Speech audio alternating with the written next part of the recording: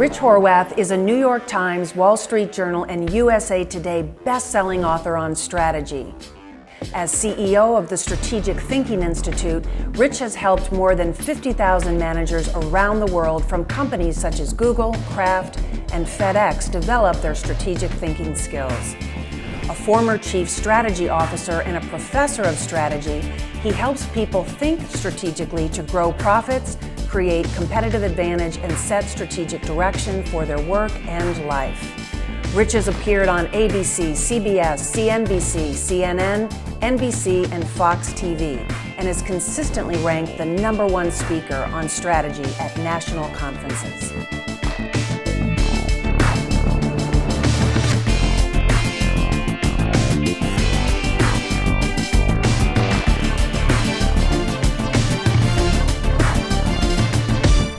Now, this past Saturday morning, I was sitting in my home office listening to a CD I recorded a few days earlier on strategy, and I was checking it for any changes I might need to make. My 6-year-old son, Luke, came into the room, and he plopped down on the big brown leather chair. I watched him listen for a few minutes, and finally I had to ask, "So, Luke, what do you think of Dad's new CD on strategy?" He paused for a moment and said, "It sounds like church." And not making that connection, I said, "Church? How is it like church?" He said, "Well, there's a lot of talking. I don't understand most of it, and I think I'm getting sleepy." And it's very easy for strategy to be that way, but hopefully not today. Now, we've heard insanity defined as doing the same thing over and over again and expecting different results. In business, insanity is doing the same things in the same ways year after year after year and expecting miraculous new growth. I call it the organizational lobotomy, working without thinking. Consider your organization. Are the people you work with highly strategic, or are they constantly fighting fires and being reactive like bumper cars at a carnival? Is strategy an annual 2-day pilgrimage to an off-site meeting at the Holiday Inn? Or is it a daily habit? There's a simple but often overlooked premise in business, and that is new growth comes from new thinking.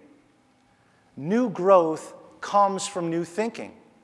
Expecting new growth for your business without new ways of thinking about it is like a farmer expecting new crops to grow without first planting the seeds. There's a simple framework I developed called the 3 A's of strategy, or the 3 disciplines of strategic thinking. And those 3 A's are acumen, allocation, and action. Acumen is the insight. All great strategy, all great projects, all great initiatives start with that insight, that so what, that aha. The second A is allocation. Allocation is our ability to focus resources, which are your time, talent, and budget, by making trade-offs. As we'll see today, strategy is as much about what you choose not to do as it is about what you choose to do. And the third A is action. Action is our ability to stay focused on what's important to the business and not get distracted by the urgent things that pop up on email and voicemail. The definition of excellence is deviation from the norm. Excellence is deviation from the norm.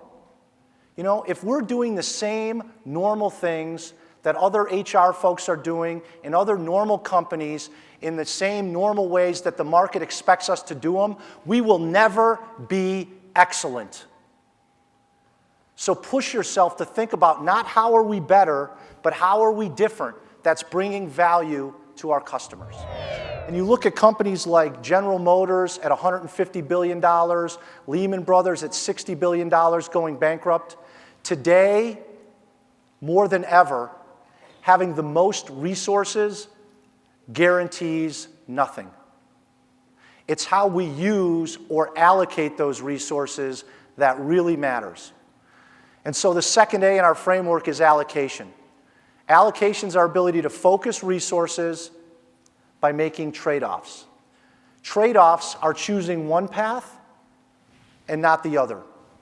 As an example, several years ago, my wife Ann and I were on safari in Africa, and we took a tour of a Masai Mara tribal village led by a native guide. And he said, "The tribal leader in this village has 7 wives, because the women in the village do most of the work, from washing the clothes in the stream to building the huts that you see out of sticks and cow dung." So the huts, the houses they live in, are actually made of sticks and dried cow dung, which is interesting. Anyway, so we're finishing up the tour, and the tribal leader, the one with 7 wives, emerges from his hut and begins talking with some of the tourists. As we were about to leave, I noticed the tribal leader talking to my wife, Ann.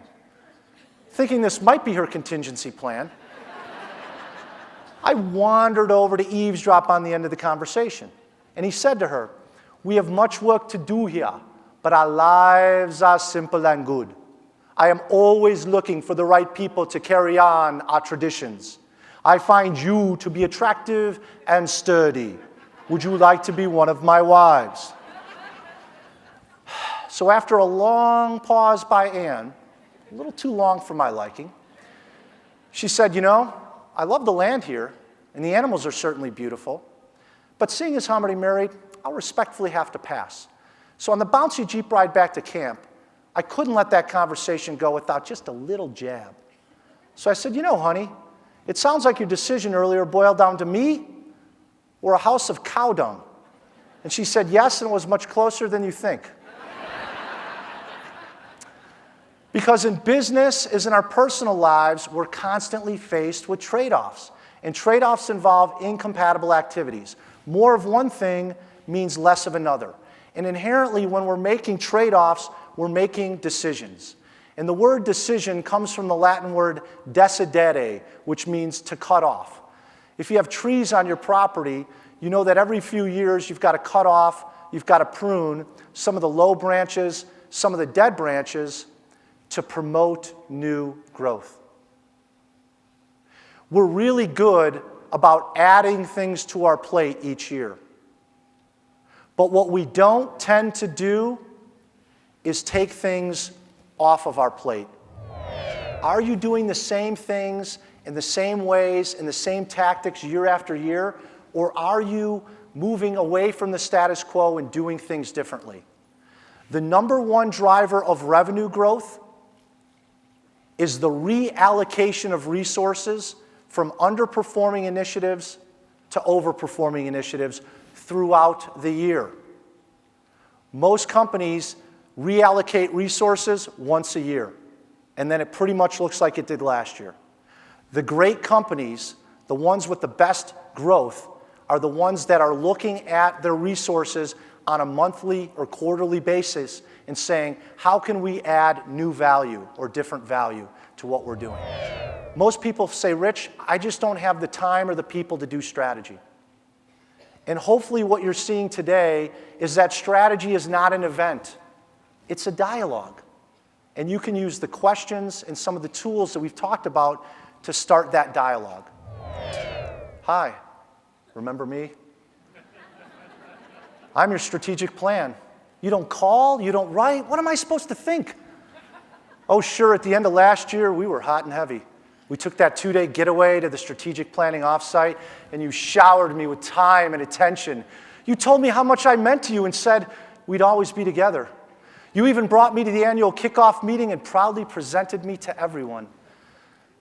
Then, a few weeks passed, and I noticed you paying less attention to me and more attention to that slinky young thing you call BlackBerry. After a few months, I didn't see or hear from you at all. I just sat on your shelf, dressed in this red, faux leather, 3-ring binder collecting dust. Now it's time to start planning for next year, and all of a sudden, you're back, wanting more? Well, I'm sorry. I'm just not that type of strategic plan. Now, any resemblance to that previous scene is completely unintentional, but highly likely. Let's face it, most of us don't use our plan to drive daily activity. And if we're not using the plan to drive daily activity, we may as well not have done one at all. Great strategy should be simple. You know, maybe as simple as my daughter Jessie, she's 5, her favorite Dr. Seuss book, which we seem to read almost every night, which is Green Eggs and Ham. And if Dr. Seuss was a strategist, I think he might have written something along the lines of, I am strategic. Strategic I am. Do you like to think strategically? I do not like to think strategically. Not in an office, not in a tree. It's more fun to think tactically. Stuff I can touch, stuff I can see. I do not like to think strategically. I haven't the time to be so leisurely. Setting good plans I'll leave to others. Gotta check my BlackBerry even in bed under the covers. No, I do not like to think strategically. I prefer the adrenaline rush of mindless reactivity. And Michelangelo said, a person paints with their mind, not with their hands. We live in an action-oriented world, but never forget that your success in business begins here first in your mind. Give yourselves permission, time, and tools to think strategically.